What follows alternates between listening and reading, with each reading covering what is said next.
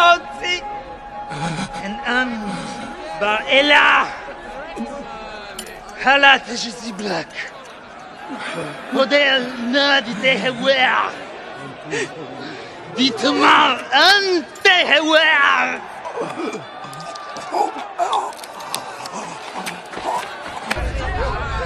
أنا مش بتكس بس ولا هو بس واحد باكر هالمشبات أنت تشبت عني أنت صديق به أشعل هذا تقول لي أدري بس ما نادي تيتي Nabalak. Ikaw mati natin ako yun. Pagkalitan.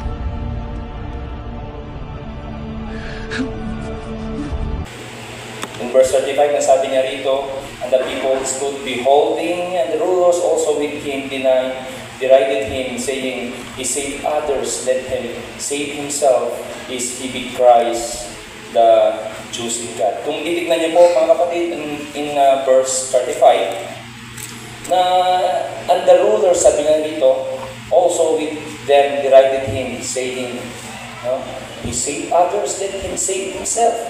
No? Dito lang po magpapakita mga kapatid ng ating pong introduction na meron po palang tatlong sinners, no? Na nagkumutya, di ba? Ang isa po dito is yung in verse 35, ito po yung rulers, no? Ito po yung mga pinuno, no? Mga probably ito yung mga higher class, di ba? Mga with power, di ba? May mga katungkulan, yung mga siguro pagpalagay natin na may mataas na pinag-aralan, di ba? Kinutya ang ating Panginoong Yesus, di ba? Niligtas mo ang iba, ligtas mo rin ang iyong sarili. Diba? At ang pangalawa natin makikita na klase ng isang makasalanan is in verse 36. Sabi niya rito, and the soldiers also mocked him, coming to him and offering him vinegar. Probably ito yung mga nasa middle class. Diba? Merong mga kawal, merong kalakasan, diba? With great strength. Diba? At yung pangatlong klase po ng mga makasalanan na binanggit po sa teksto na ito in verse 39, and one of the malefactors which were hung railed on him, saying, if thou be Christ, save thyself and us. Na probably itong mga criminal na to, malefactor na ito, mga makasalanan to is nasa lower class. So dito po nagpapakita sa ating pong binasa na may lower class, middle class, at higher class na makasalanan. No? Kahit anong klase pa sila, pero ang nakikita po natin, silang lahat po ay makasalanan. Kaya nga ang salvation ay para sa lahat. Hindi lang po sa lower class, hindi lang po sa middle class, at hindi lang po sa higher class. Salamat sa Panginoon. At sinabi sa verse 40, but the other answering, rebuke him. Ito na po yung pag-aralan natin, saying, dost thou not fear God, saying thou art in the same condemnation. No? And we indeed justly, for we receive the due reward of our deeds, but this man had done nothing amiss. And he said unto Jesus, Lord, remember me when thou comest into thy kingdom. Siguro po alam niyo na po mga kapatid ang ating titulo ngayong araw. Hindi na po kailangan nating hulaan na katulad po noong ako po yung nag-preach yung mga 2 years ago. Kaya ang titulo po ng ating po pag-aralan is, verily, I say unto thee, today shalt thou be with me in paradise. Katotohanan ang sinasabi ko sa iyo, ngayon, sabi niya gano'n, ay kakasamahin kita sa aking paraiso. No? Habang si Jesus, mga kapatid, ay nakapayubay sa krus, no? Sa pagitan ng dalawang hinatulan na ito, malefactor or criminal, siya ay nagsabi ng mabibiyayang salita sa isang nagsisisi sa kanyang mga sandali, no? Bago siya ay hugutan, mawala ang kanyang hininga. Inihayag ng ating Panginoon ang biyayang dumating upang matiyak para sa lahat ng umaasa sa Kanya sa pamamagitan ng ating pananampalataya. Sa Kanyang pangalawang salita sa krus, mga kapatid, si Jesus ay nagsalita ng makapangyarihang salita na pangako sa atin at sa isang katauhan. Walang eksaktong oras, mga kapatid, kung kailan po ang nangyari ito. Pero ang mga pahayag na ito, no, at sa mga tagpong oras na ito ay ang kanyang pagtitiis, pagdurusa, at kahirapan sa krus upang tayo, ikaw, at lahat nawa, especially ang ating mga pamilya, ay maligtas at makasama sa kanyang paraiso. Si Kristo po ay dumanas ng pangungutya, mga kapatid. Pagkastigo, ginawa ng tatlong isang ruler, isang soldier at isang malefactor na kung saan kinastigo ng karamihan at hinamon siya na kanyang patunayan at bumaba sa krus at naglagay pa ang mga kawal na ito ng pangungutya na nilagay sa taas ng krus na nakasulat sa Greko, Latin at Hebreo na nagpapahayag ito ang hari ng mga Hudyo. Mga kapatid, salamat sa Panginoon kasi katulad po natin ay tinatamasa natin. No? Matatamasa natin dahil sa kanyang assurance para sa atin. Sinabi niya rito, today. Di ba? Yung today po na yan, mga kapatid, sinabi rin po yan sa Isaiah 49:8. Diba? Thus saith the Lord, in an acceptable time have I heard thee, and in a day of salvation have I helped thee, and I will preserve thee and give thee for a covenant of people to establish the earth, to coast, to inherit the desolate and the desolate heritages. And 2 Corinthians chapter 6 verse 2, lagi natin sinasabi, for he saith, I have heard thee in a time accepted, and in the day of salvation have I succored thee. Behold, now is the accepted time. Behold, now is the day of salvation. Kaya mga kapatid, ilang minuto na lang, mawawalan ng hininga ang malefactor na ito o kriminal na ito. Kaya nga sa pag-share ng gospel, kung meron po tayong pagkakataon para ma-share, today is the day of salvation. Hindi na po kailangan pagpabukas pa. Susunod na isang linggo, naalala ko mga kapatid, no? Yung siniran ko po, no? Nung Monday na taga-Apare, no? Siniran ko through message at pinoward ko yung binibigyan natin papel, yung tracts. Sabi ng kapatid niya, naintindihan niya at binasa niya ito sa harapan niya. At within 24 hours, siya po ay namatay. Kaya nga, kung sinabi kong, kung hindi yun today at ginawa kong tomorrow, probably, di ba? Hindi siya makaparinig ng Ebanghelyo. Kaya nga, ang sharing of gospel, no? Especially sa aking mga kagrupo at ibang grupo, ang sharing of gospel ay hindi lang po sa schedule po ninyo.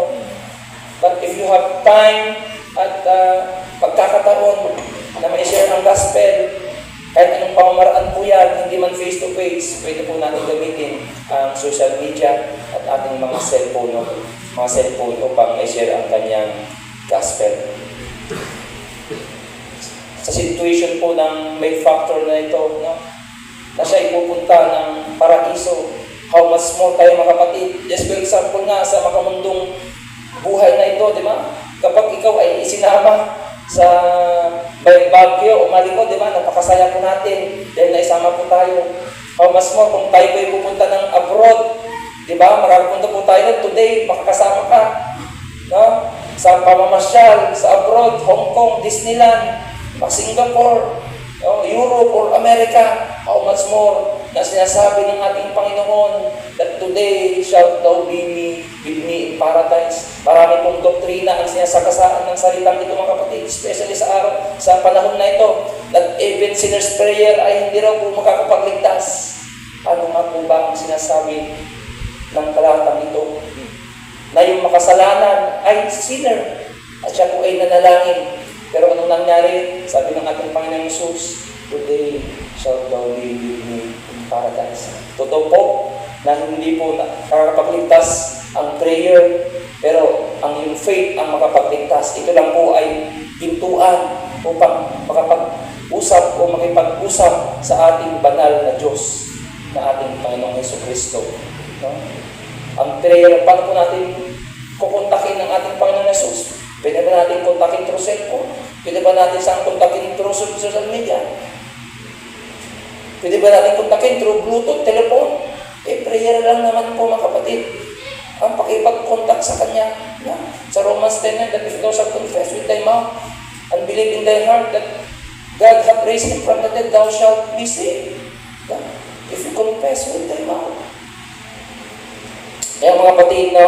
Sabi niya dito, ang unang titulo po, ang unang points natin pong pag-aralan is the plea of a sinner. Actually, na-preach ko na po 2 years ago.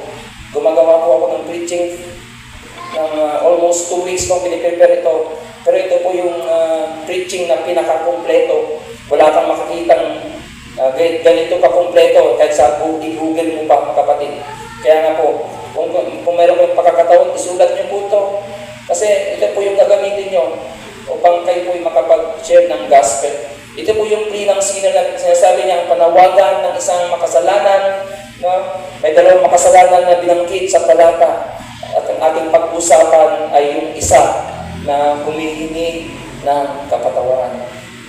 In point A, in number 1, his situation and condition.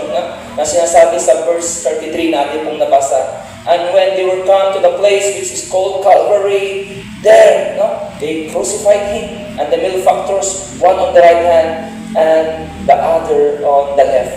Makikita natin mga kapatid sa talatang ito, yung kondisyon ng kriminal na ito, na walang kapag-asa.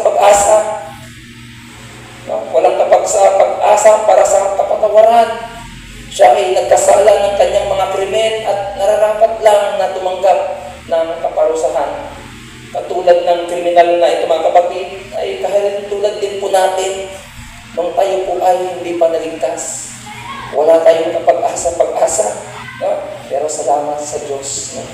Dahil sa kanyang regalo, binigay ng kanyang bugtong na anak na kung sino man ang manampalataya, siya ay magkakaroon ng buhay na walang hanggan. Dahil sa kanyang habag at awa at ang kanyang pagmamahal para sa atin. In number 2 points, so dito po na makita letter A na he is an evildoer. Sino po bang may pag-asa ikaw, evildoer, ikaw declared guilty at walang hope for pardon? Diba? Pero salamat sa ating Panginoon Jesus. In letter B, the plea of a sinner of his admission or confession. No? This sinner or this malefactor, that he realized na siya ay makasalanan, guilty, at kailangan niya ng kaligtasan. No?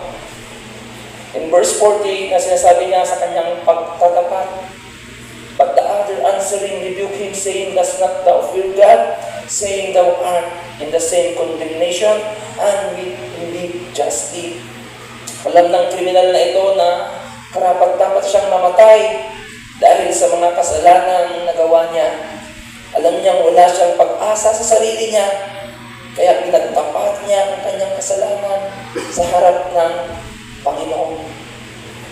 There will be a point of time, mga kapatid, na dapat natin mapagtanto at aminin natin sa ating kasarili na tayo ay makasalanan sa harap ng Panginoon. Sinasabi sa Romans 3:23, for all have sinned and come short of the glory of God.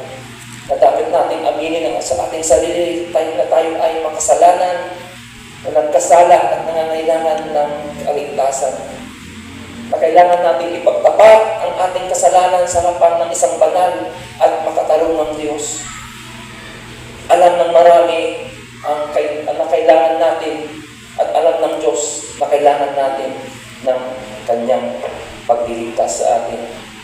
Ngunit mga kapatid, kukunti lang ang handang ipagtapat ng kanilang mga kasalanan sa Panginoon.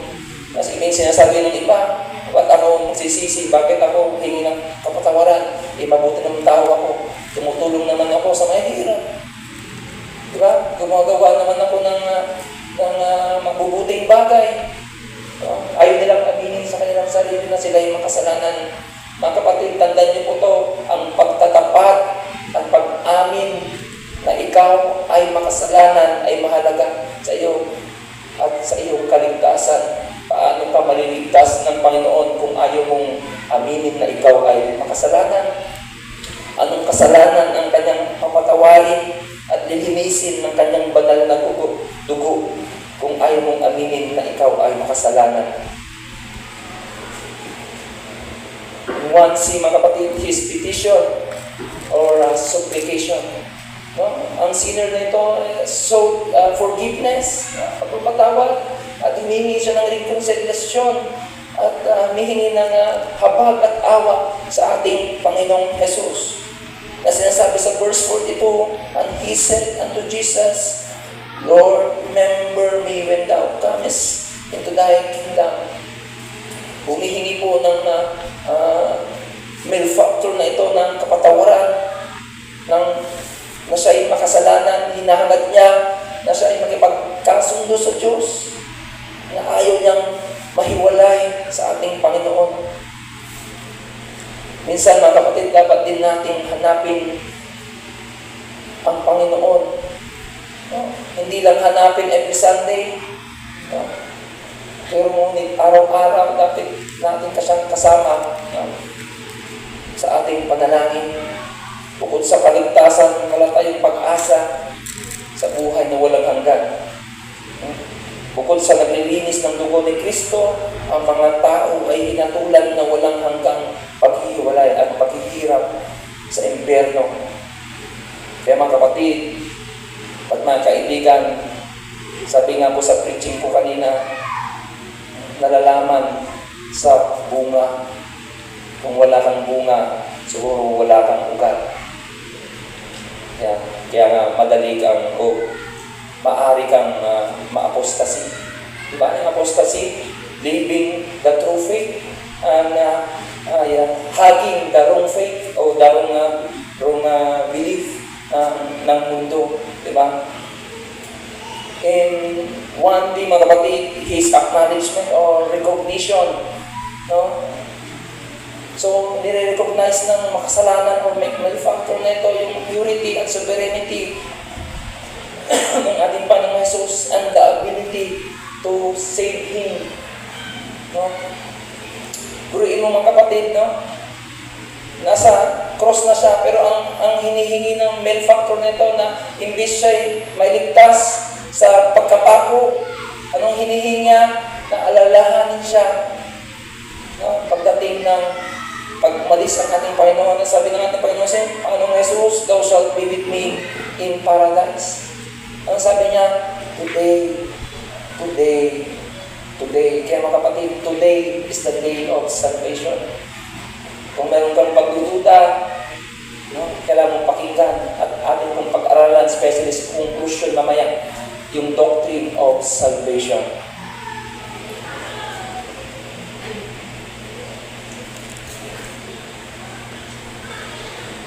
So sabi dito mga kapatid, no, na he is guilty and deserve punishment, and the malefactor na ito is recognize the truth that Jesus is sinless, di ba? And Jesus can save. No? So pass forward ko na para mapagpo natin.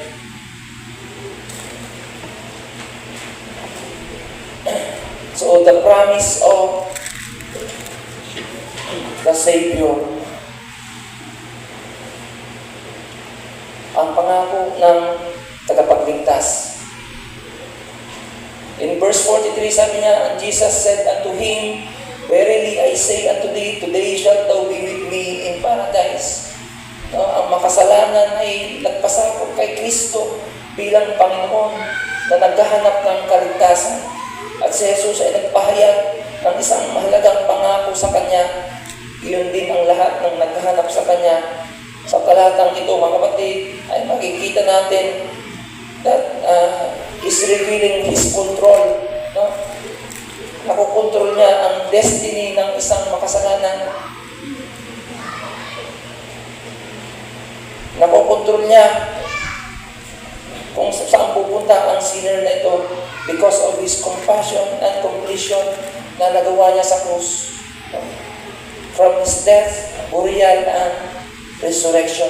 Kaya mga kapatid, sa promise of the Savior, ang sinasabi ng ating Panginoong Yesus na kailangan nating panghawakan is the assurance of comfort. At very sure siya at totoo na tayo ay mariredeem by His blood. Diba? Without the shedding of His blood, there's no remission of sin, mga kapatid. Si Jesus ay hindi nag-alinlangan o sinabi sa lalaki na isalang-alang niya ang kanyang kahilingan. Sumagot siya sa katotohanan ng sinasabi ko sa iyo, ito ay tiyak at nagdudulot ng comfort sa malefactor na ito.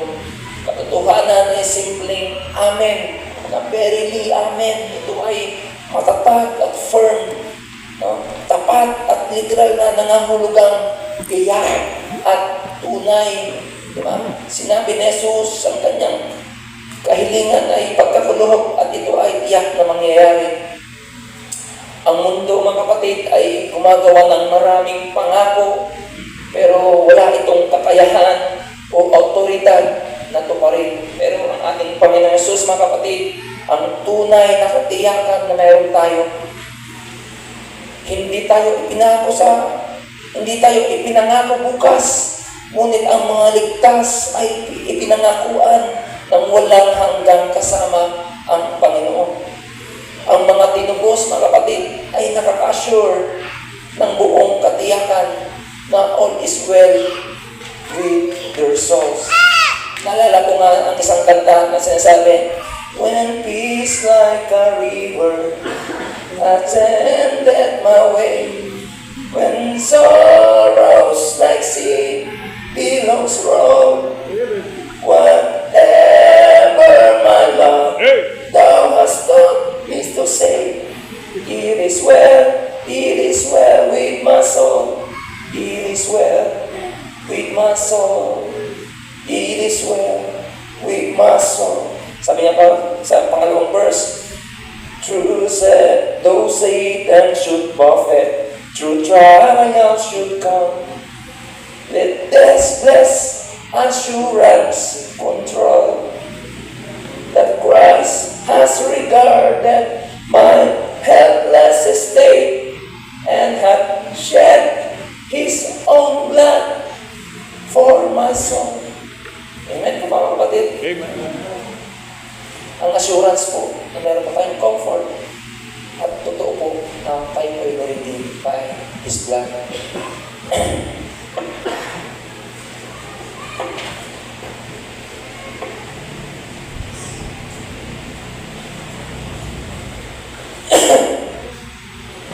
Kung hindi niya tayo minahal, mga kapatid, hindi niya ninais na bigyan tayo ng kaligtasan, hindi siya nagpasakop hanggang sa kamatayan sa krus, di wala tayong assurance, di ba, mga kapatid?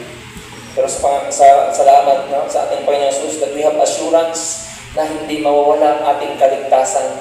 Hindi katulad sa mundong ito na kapag ikaw inassure ng tao, tiyak, malaking porsyento ang hindi matutupad. Salamat na lang sa John 10:28 verse 29, mga kapatid. Tignan niyo po, John 10:28 to 29 na meron tayong Panginoong Jesus na nagbigay ng assurance na sinasabi. Buksan niyo po, John 10:28 verse 29. Ito po yung doktrina ng salvation, John 10:28 to 10. John 10 verse 28 to 29. Sabihin niyo dito, in 28, and I give unto them eternal life, and they shall never perish, neither shall any man pluck them out of my hand. Sa Jesus po, na sinasabi niya, neither shall any man pluck them out of my hand. In verse 29, my Father, sabi niya ganun, which gave them me, is greater than all, and no man is able to pluck them out of my Father's hand. Diba? Dalawang hand po. Diba? Ang mahawak po sa atin, hand po ng ating Panginoong Jesus at kamay po ng ating Diyos Ama. At sinasabi sa Ephesians 1:13 na sinasabi, and sealed us by the Holy Spirit of promise, as mentioned in Ephesians chapter 1, verse 13. Diba? Napakaliwanag naman that no man, tao, diba, can pluck us out from hand of our Son, of our God, the Son, Jesus Christ, and from the Father. And we are sealed by the Holy Spirit. Acceptance, the promise of the Savior is of acceptance. Acceptance is compassion that He accepted us based on our faith. At nagkaroon tayo ng hope. No? Katotohanan ng sinasabi ko sa inyo, sabi niya, hindi po itong blankong pahayag or impersonal na tugon. Ang Panginoon ay gumawa ng isang personal na pangako sa isa na may particular na pangangailangan. No? Imbis na i-condemn itong malefactor na ito, ang tao, mga kapatid, pag nagagawa ng kasalanan, anong sasabihin ng tao? Buti nga. Buti nga. Minsan yung sinasabi natin na anong tawag doon, yung babalik sa'yo? Karma. Di ba? Pero, tignan mo mga kapatid, imbis na kundinahin ng ating Panginoong Jesus, itong malefactor na ito na humingi ng kapatawaran, no? Kundinahin ang kanyang krimen na nagawa, no? Eh, kinilala niya ang malefactor na ito, no?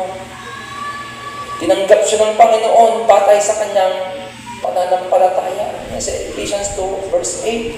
No? For by grace we are saved through faith, no? At hindi sa ating mga sariling gawa. Kaya mga kapatid, may pag-asa para sa lahat ng sangkatauhan sa simpleng pahayag na ito. Walang hinding kayang abutin ang habag ni Kristo. No?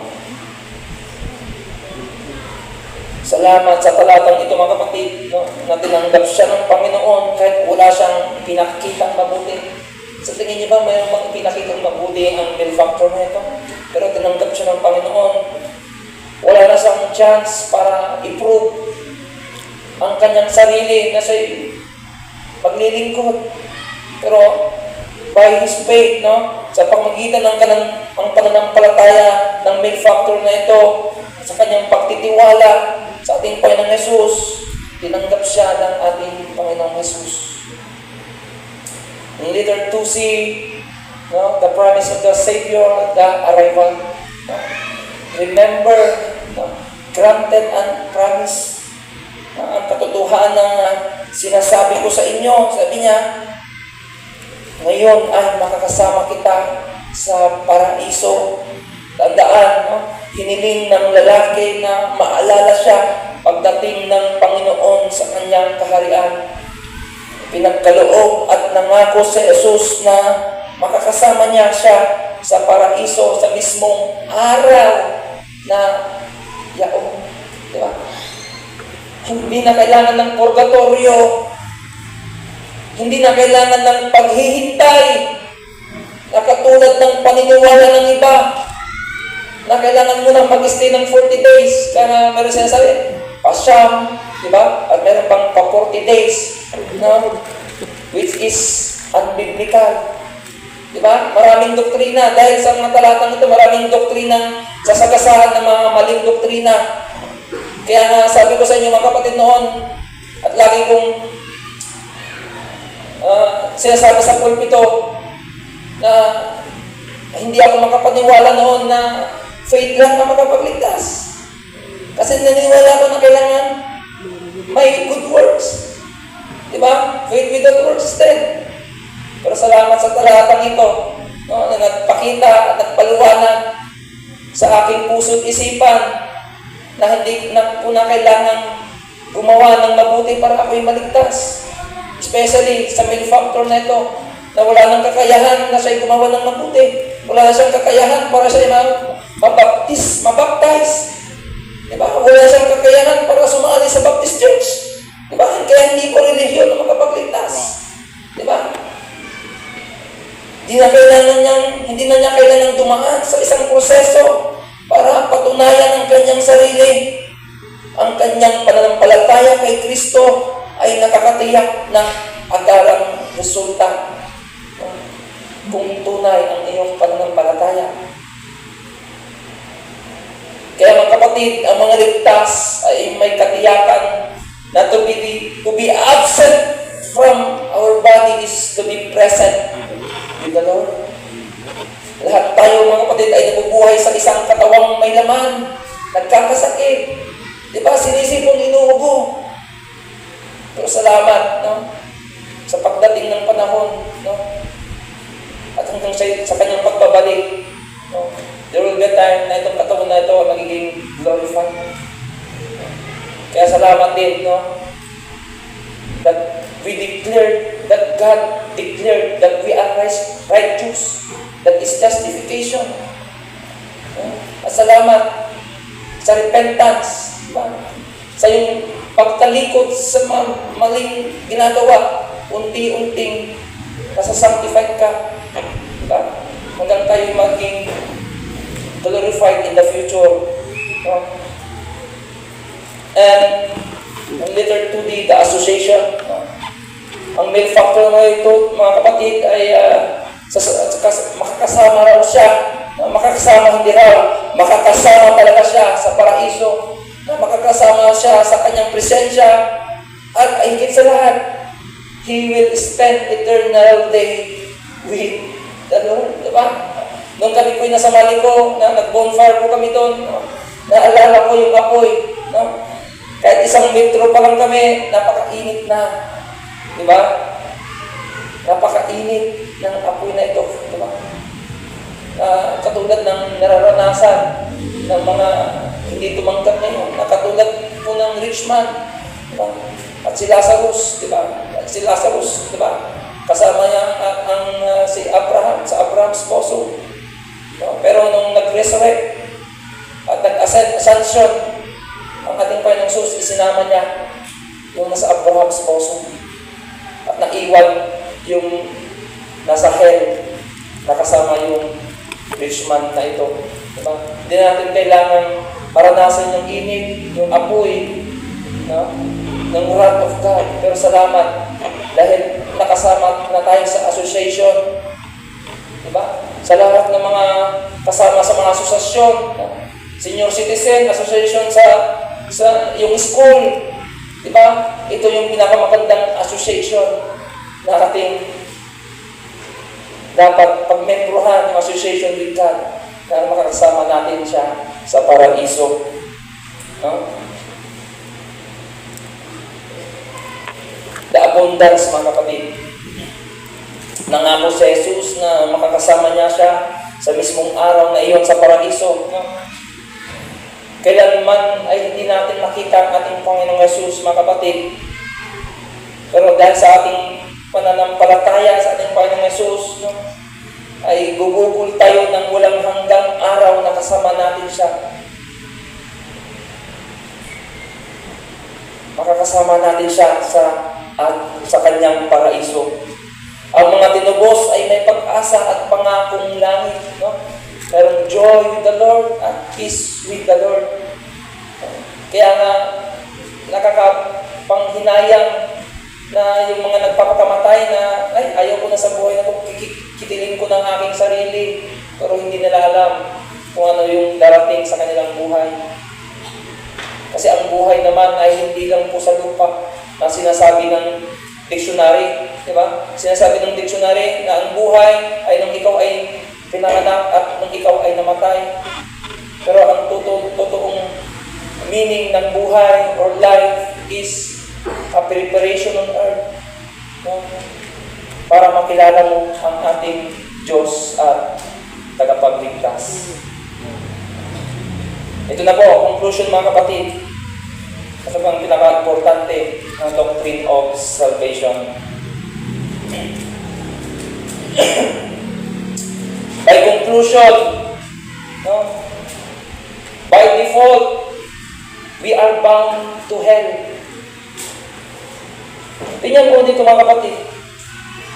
Heart completely defiled na sinasabi sa Mark 7 verses 21 to 23. In verse 23, all these evil things come from within and defile the man. No? Kasi sinasabi sa verse 21 ng Mark, for from within, out of the heart of man, proceed evil thoughts, adulteries, fornicators, murders, thefts, covetousness, wickedness, deceit, lasciviousness, and evil eye, blasphemy, pride, and foolishness. Pangalawa, heart deceitful above all things and desperately. No? And we are spiritually dead.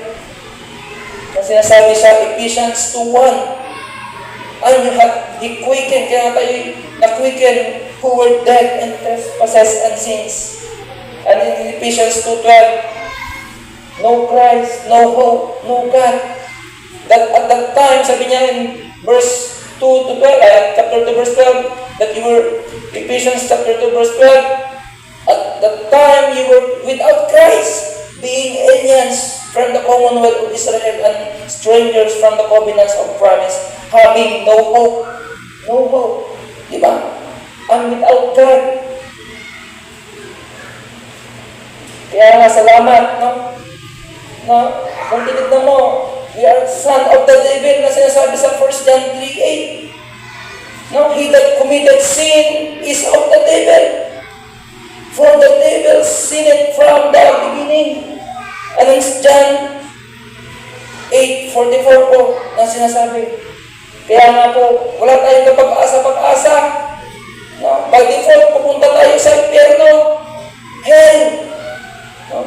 By default, pupunta tayo sa impyerno. Kasi sabi sa Hebrews 9:27, it's appointed unto man who wants to die, but after this judgment. No?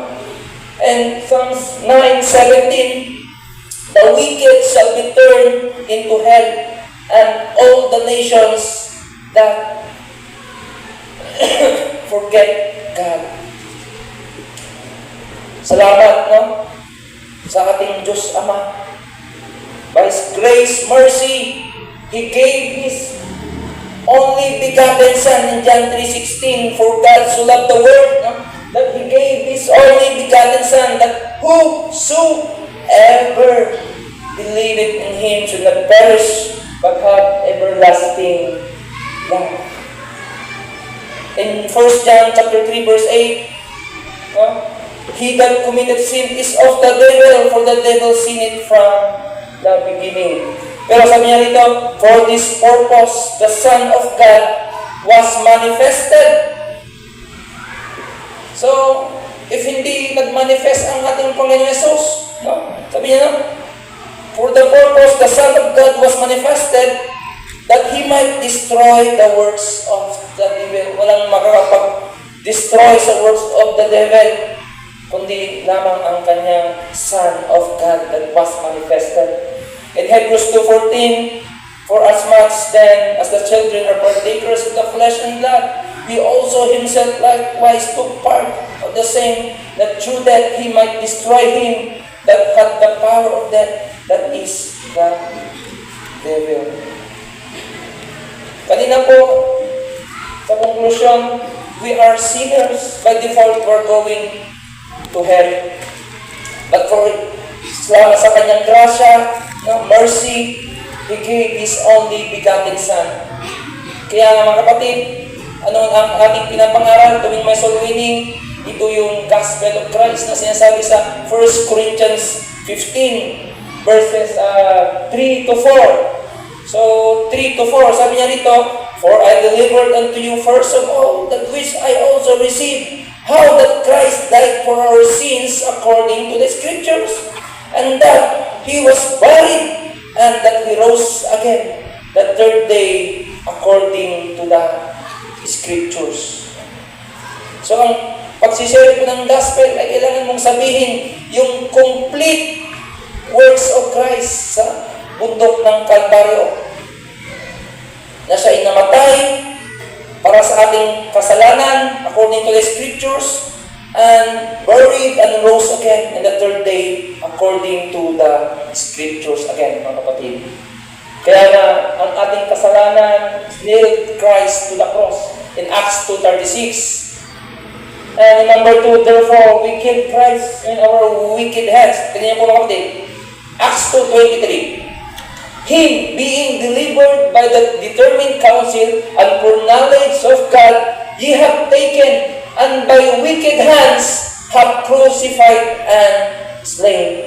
And number 3, for the sin of murder we must ask God for His mercy and forgiveness. That is the true repentance, change of mind. Kasi sabi na sa Acts 2:38, repent and be baptized, every one of you, in the name of Christ, for the remissions of sin, and you shall receive the Holy Ghost. Ito po mga kapatid, ang pinaka-importante, no? How we will respond, no, sa ating Panginoong Jesus. Tignan po yung picture. First, by faith. Sa Ephesians 2, verses 8 to 9. For by grace you are saved through faith, and not that of yourselves. It is the gift of God, not works, lest any man should boast. Faith kanino? Faith sa ating Panginoong Jesus. Hindi lang sa Panginoong Jesus, kundi sa ginawang complete na ginawa niya sa bundok ng Kalbaryo para sa ikalilinis ng iyong kasalanan, na siya'y namatay, na ilibing at nabuhay muli sa ikatlong araw. By your faith, mga kapatid, in John 1:12, na sinasabi, but as many as receive Him, to them gave the power to become the sons of God, even to them that believe on His name. Diba? By your faith, you receive, no? Jesus Christ. Tinuring kang anak, sons of God. Even to them that believe on His name. By your faith, meron pong repentance na nangyari. Nasa Acts 2:38 na sinasabi, then Peter said unto them, repent and be baptized every one of you in the name of Jesus Christ for the remissions of sin, and ye shall receive the gift of Holy Ghost. And even sa Acts chapter 20, verse 21, Acts chapter 20:21, testifying both to the Jews and also to the Greeks. Sabi niya, repentance toward God. Okay, ulitin ko mga kapatid. Faith in Jesus Christ. And repentance, pagtalikod sa mga masasama, sabi niya to, repentance toward God, and faith toward our Lord Jesus Christ. Diba? Liwa-liwanag. By faith, no? You have been received, and repentance toward God, and faith to our Lord Jesus Christ. Kaya salamat, no? Dahil sa pananampalataya, tayo po ay naligtas. No? Tayo ay tinuring na anak ng Diyos. No? Ngunit iisa lamang ang anak ng Diyos, ng bugtong. But tayo po ay naging anak ng Diyos because of the doctrine of adoption. Doctrine of adoption, di ba? Dito, hindi mo naman masasabing anak mo ang hindi mo kadugo unless inadapt mo siya at pinarecord mo sa NSO. Di ba? That's the doctrine of adoption. No? Because of our Lord God, Jesus Christ. Dahil sa iyong repentance, sa God the Father, you were forgiven. Remissions of sin. Na sinasabi sa Acts 2:38 and Hebrews 9:22. Sabi niya rito, and almost all things are by the law purged with blood. No? For without blood, there's no remission in Hebrews 9:22, all things are by the law, purged with blood, and without shedding of blood is no remission. Diba?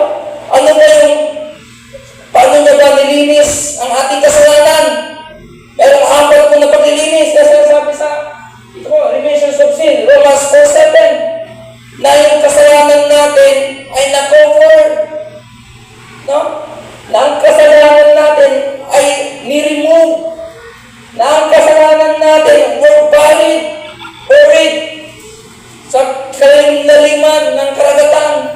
At yung sins na yan ay forgotten. Diba?